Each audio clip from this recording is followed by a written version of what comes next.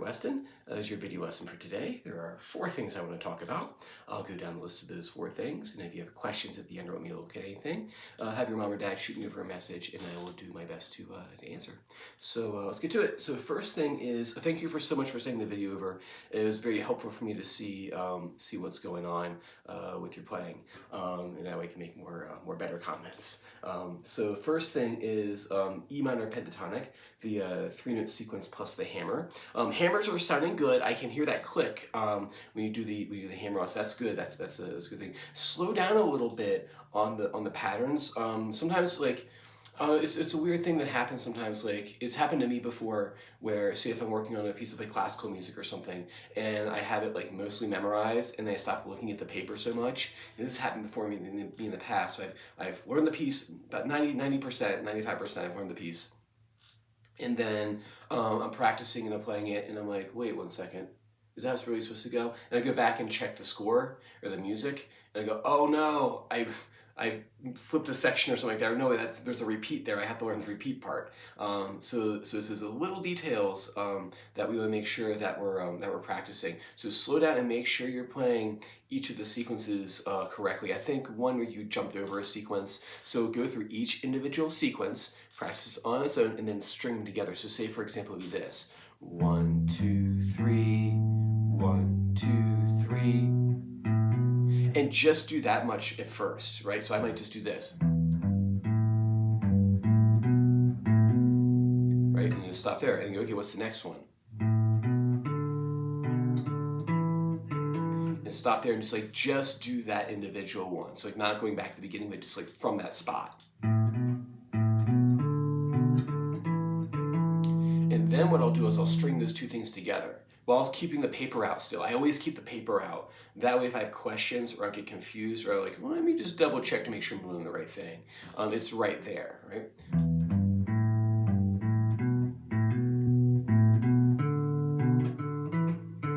And just those 2. And I would put a backing track on, right? I don't have it pulled up right now, I don't waste time doing that, but I would always have a backing track on so that way it always sounds like music and it's more fun that way. So cool, so work on that for me. Number 2, power chords. Nice first finger mute. Good. I saw there that you were putting that first finger down and you were doing that what I call the aggressive strum technique, which is you fret on the pad of the first finger, and then the rest of the fingers muting those strings. Right? So that was looking good. That on and off, what you were getting on there, nice and quick. I like the fact that your hand was turned horizontal this way right here. It wasn't like this, what a lot of people do when I teach this technique, is that I see a lot of this stuff right here where they're stretching out from this way because they're so used to playing chords this way that they want to do power chords that way. But really, you should be like this right here. This week, work on musical alphabet on root 5. The string right here is A, right? So your 5th string A sharp, B, C, C sharp, D, D sharp, E, F, all the way back up and back down again. And still keep running through the 6th string as well. You can't practice it too much. And then what I'd like you to do is what I call the chromatic climb. And what that is that we start here. I always like to start the 12th fret on the electric guitar. You can start 10th fret if it's a little bit crammed right there on your own. Yeah, you have an acoustic guitar, sorry. You can start 10th fret if you want to. And what I'll simply just do is this. And what this is practicing is getting used to the spacing change on the frets, because the frets get wider down here as you move down the neck. And if you notice what my first finger does as it comes back down, it starts fish hooking. And if I put a laser on the tip of my finger right here, it would always be pointing back towards my face.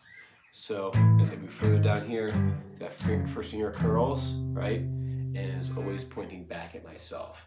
So you can do that chromatic climb back up again.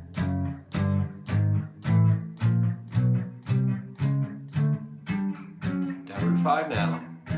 You don't have to go that fast, you can go slower.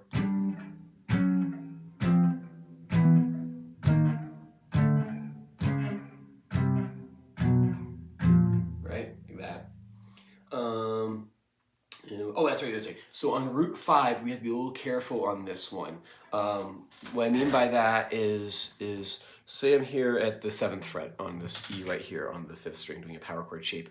What my first finger has to do is not only be on the pad of the finger, but you have to be taking the tip, you have to do with the tip of your finger right here on your pointer finger, it has to bump into the 6th string so it doesn't ring out. It doesn't sound bad in a spot like this. So see that 6th string is ringing as I'm playing, but if I go to a spot like this, yeah, no, maybe not quite so much, right? Maybe if there's a guitar, it's like a one-off in the song might be okay, but like I wouldn't play my power chords like that. So use that tip of the first finger to mute the 6th string while you're playing power chords on the 5th string. The song I gave you today, I think, is exclusively on the 6th string. Yep, that's what I think. It's exclusively on the 6th string. Once we get good with going up and down the 6th string of the guitar, we're going to go over and do some root 5 power chords in the song, doing a song that has root 5 power chords. But first things first, you got to get that first finger to get the 6th string under control. So make sure you're not getting that string to ring out. Awesome. Next thing is How Book 37. Good note reading. I liked it. It was very good. I could hear the tune of the melody, which is always nice. What did I want to say about that? In terms of the single line note reading one, is your left hand positioning. Sometimes when you're focusing so much on the sheet music, which you are, I can tell you're totally staring at that paper and you know those notes really, really well. What starts happening is we start forgetting our technique over here. I think what had happened was your hands were just kind of sneaking back a little bit like this a little bit, and the thumb kind of creeped over this way. Let's make sure that our fingers are like tunnels. The visual I use for the young kids is making sure, like visualizing like tunnels over the a tunnel over the fretboard, kind of like this right here, where you can, like if you had a train going through, like that right there, or you can pass a pencil through. So keeping those fingers over top of the fretboard. So be careful about letting it creep back this way. Maybe what you could have, like when your parents watch you while you play it sometimes, and then like if they could, like, you know, I don't know, like clap or something like that when you accidentally go back too far this way. Also too, what might be helpful is where do you put your music stand? And for me, I think if I remember right in the video, your headstock was this way, and then you're reading like this way. So you're kind of playing like this. And if you were in this room right now, my music stand is actually right here. So like my headstock, and then my notes are right here. That way I can follow along as I'm playing. And that's kind of the way I practice. Is that when I'm playing, the music is straight on ahead like this, and I'm like looking over here. So that way I can kind of like peripherally out of the corner of my eye see what I'm doing here, make sure I'm doing anything silly. And it's kind of funny when I'm practicing and if it's memorized music, I actually kind of look like right here. Because if I'm playing something like classical, like something like that, if I'm practicing fingerstyle or something, I'm actually like watching both hands. So I kind of just done that over the years, and I was like, oh, we got like looking in the center. But anyway, so watch out for that. But the notes were good though. It's just your hand positioning. We gotta make sure you tighten it up a little bit. And I think if you move your music stand so like that way when you're playing, if you're looking here and like you can see, oh wait a minute, my thumb is doing all kinds of weird stuff, versus looking over here and not really keeping an eye really on what you're doing over here. Move on to How Book 37. Nothing new in there. It's all the same stuff, just reinforcing what you already know. As far as number 36, the strumming one, good. Your chord switches are looking nice. What I want to talk about that is accents. So I kind of heard, and I'm exaggerating a little bit on this, is say if I just hang on a C chord, because I don't have the exercise in front of me, so I'm just going to hang on a C chord. Right, your beat was steady. We can make it even steadier, but you're playing on the right strings. All that was looking good. Your fingers in the right spot. That's all looking good. Make sure to create what's called accents. Think of it how you say your name, Weston or Douglas, right? The emphasis is on the bun, dun, dun. And it's what gives music its feel and its meter, and why you can dance to it, why you like to bob your head to it and things like that, is because of something called accents. And so if I'm strumming this chord, think of it as a name, like, Douglas. I'm not going, Douglas, right? I'm not shouting, right? It's just a little more oomph. It's not very much. You just have to think about it, really. Because if you do too much, they're gonna be like, what's wrong with that guy? So what you want to do is like say, Douglas, ga.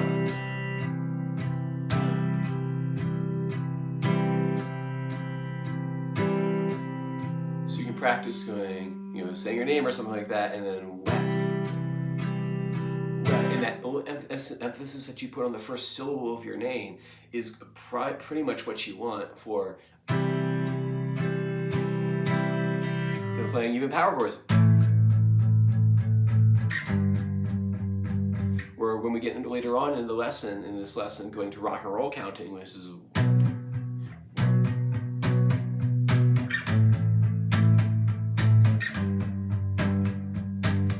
right. If you had heard some of one of the older students play, we were working a lot on accent in his song because the accents are what I call rock and roll counting. 1, 2, 3, 1, 2, 3, 1, 2, 1, 2, 3, 1, 2, 3. And if you don't do that, it all sounds like this 1, 2, 3, 1, 2, 3, 1, 2. So go 2, 3, 1, 2, 3, 1, 2 versus 1. Right? It needs the accent. So when you're strumming, just a little bit of emphasis on the first strum of each measure. So 1, 2, 3, 4, west, 3, 4, Douglas. Right, just the same amount of emphasis that you give on you saying your name. That's kind of what it is for playing guitar or playing music. And then do 41 in Haubuch, which is another strumming one, and then 38 as well. So 38 in the Haubuch. And then lastly, the next song we're going to do, your chords for one are looking good. Time to move on to bigger and better things. Is going back to power chords. We already talked a little bit about that in this lesson anyway. But the tune I'm going to give you is Sheena is a Punk Rocker by the Ramones. It's a great little rock song. It's one of their slower, as far as punk rock goes, it's not moving super fast. As far as Ramones goes, it's definitely not moving as fast as they usually do. But this one's a great one right here. You have the first one is C5, it's right here on the 8th fret. I've tabbed it out for you. You get that times 4. So you have to go right there and you go 1, 1, 1, 2, 1, 2, 1, 1, 2. So you want to get that tune back in my ear. Let me pull it up here. If it doesn't flag on YouTube, I do this. Sheena is a punk rocker.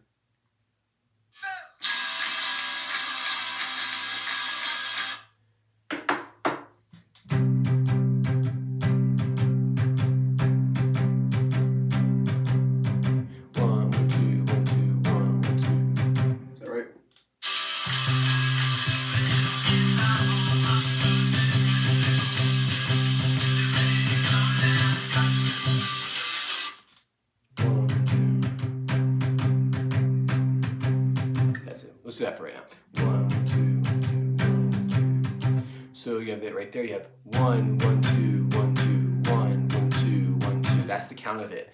1, 1, 2, 1, 2, 1, 1, 2, 1, 2.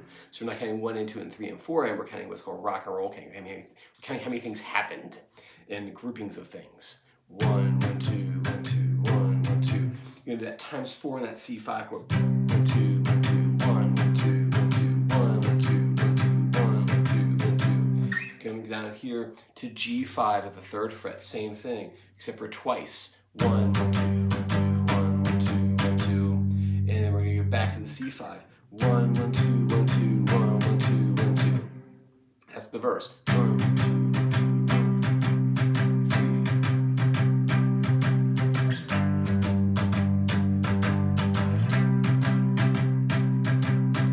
Throw a distortion on. Let's do this one. Not the right distortion for Ramones, but it'll get the job done for today.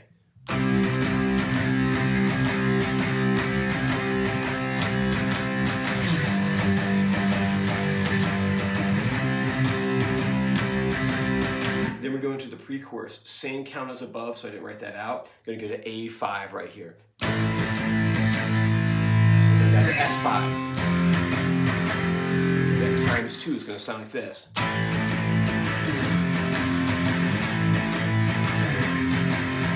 Up to C5 twice.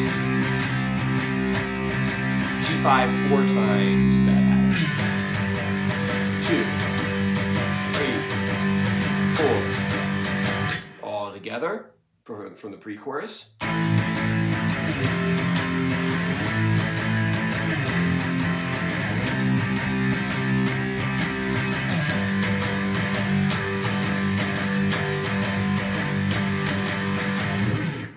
That's how you play at least the first part of Sheena is a Punk Rocker. Cool. Like I said, if you have questions or want me to look at anything, feel free to shoot a message on over. If not, I will see you next Monday. Take care.